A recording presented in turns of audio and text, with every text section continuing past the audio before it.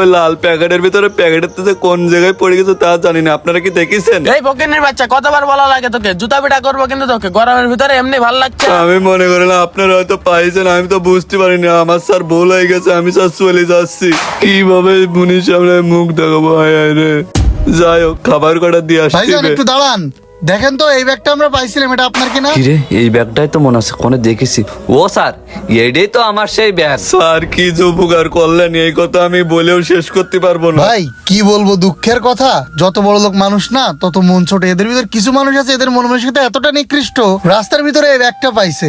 এর ভিতরে কয় টাকা দামের ফোন আছে? 10,000 12,000 টাকা। আমার বসের স্যালারি 1 লাখ টাকার উপরে, কিন্তু দেখেন এই ফোনের সামান্য এই ফোনের মায়াটা ছাড়তে পারতেছেন। আপনাকে আমি দিয়ে দিতে চাচ্ছি, সে আরো বেশি কথা বলছে। হ্যাঁ ভাই, আপনি ঠিক কথাই কইছেন। গরিব গরিবের কষ্টই বোঝে, আর বড় লোক বসে বলে মজা আচ্ছা নেই। ভাই ঠিক আছে, আপনি তাহলে এখন যান, এটা নামাই দিয়ে আসুন। শোনেন ভাই, এই ফোন যদি আমি আজকে না নিয়ে যেতাম, আমার গলায় দড়ি দিয়ে